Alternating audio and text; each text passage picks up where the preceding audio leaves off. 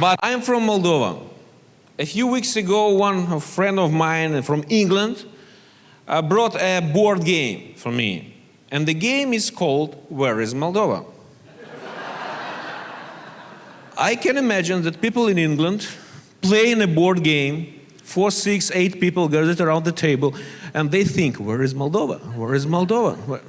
It's so simple. You can Google, and Google will tell you, will show you where is Moldova. It's in Eastern Europe, between Romania and Ukraine. And Moldova is not Maldives. One day we had a guy who arrived in Moldova with a big surfing board. In the airport, he asked the police officer, the border police officer, where is the ocean? He was from the United States. And he asked, where is the ocean? And people said, what ocean? What? Maybe we don't understand English. And yeah. And Moldova is not Mongolia, and Moldova is not Monaco. Moldova is Moldova. It's a very small country, just 3 million. So the population is half of Toronto, probably, yeah?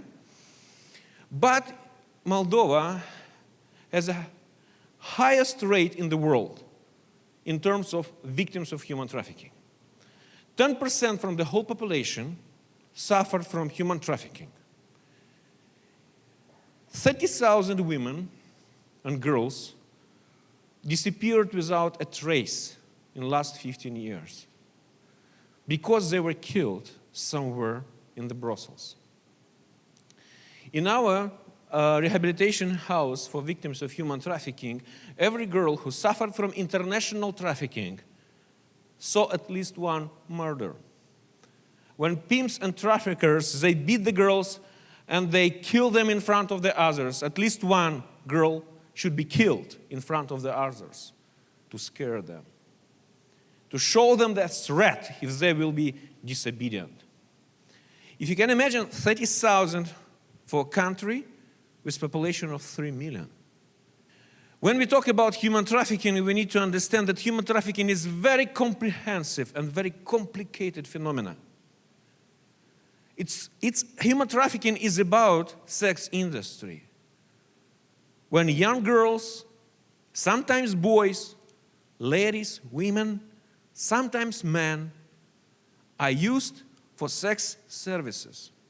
When people buy people for a small amount of money, for 1 hour, for 1 night, sometimes just for 3 minutes. And they are ready to pay money to satisfy their instincts. It's very hard to understand what happens today on the global scale that human trafficking won more money in a year than drug trafficking. People get more money for selling people than selling weapons. It happens everywhere. In our centers, we had a lot of young girls, a lot of women who suffered from sex trafficking. But human trafficking is not only about sex industry. Human trafficking is also about trade slavery. When people work as slaves on the fields, in constructions, 16, 18 hours in a row, sleeping somewhere in the basements, feeding with food was very low quality.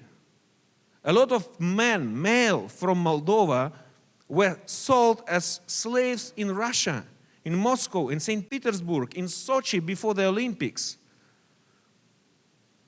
But human trafficking is not only about trade slavery. So human trafficking is a very complicated, very comprehensive phenomenon. And it happens everywhere, even in Canada, even in Greater Toronto area, even in Oakville. As Kevin already mentioned, I am Executive Director of Beginning of Life Ministry in Moldova. So we run, we call it House of Change. This is a rehabilitation center for victims of human trafficking and sexual exploitation.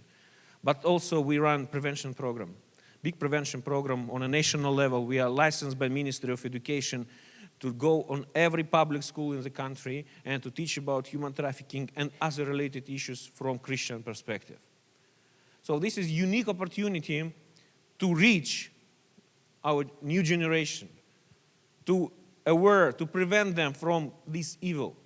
Not only about human trafficking, but from any kind of exploitation, from any kind of evil which destroy their personalities, which destroy society, which destroy every human being who is involved in this. I would like to share with you about one story. I don't know how it's seen from the last row, but this is a small doll in traditional Moldavian dressing, clothing. 5 years ago, we hosted a pan-European conference on human trafficking. And we had around 160 guests from 26 countries. And we asked ourselves, what can we give to these people as a prayer reminder from Moldova? And my wife designed this doll, simple doll. And then she asked our staff members, and that days we had less staff members than today, and she asked, who want to help me? And a few ladies said, yeah, we have the skills, we can. Men, of course, said, oh no, we don't have these skills, we cannot. We are men, we are. And they started to work. And they realized on the way that it's too much for a few women. And they asked girls from House of Change, from our rehabilitation center, to join and to help. And girls said, yeah, okay, we can help, of course.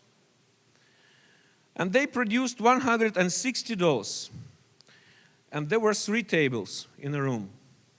On one table, there were naked dolls, without clothing, just bodies. On the second table, there were clothing, and some dolls were already dressed. But our girls didn't have skills to paint the faces, because the faces here are painted. My wife painted them. And a few dolls with painted faces were on a third table. One day my wife came into this workshop, into this small room, and one girl, her name is Nina. Probably you will see, this is she's on the first play in this picture. She didn't see my wife. She's an orphan. She spent her life in slavery, first of all in an orphanage, then in slavery, then she was rescued. And she began to speak with this doll. And she called this doll by her name. She came to the first table, took a doll who was naked, and said, Nina, when you came to this center, you was naked. Nobody loved you. You was nothing. Then she made a step and took another doll. Here you got a new dressing, nice clothing. Now you look very nice. But you still don't have face. And then she looked on the third table, made next step, took another doll from the third table and said, no, Nina, you have a face. You have a new face. You have a new life. My wife began to cry, and Nina realized that she's not alone there. Many girls, when they come, they're naked, they're lost, they don't have face. Because of you and us, such people can get a new face, new future. Thank you very much for your support and for your open hearts and open minds. God bless you.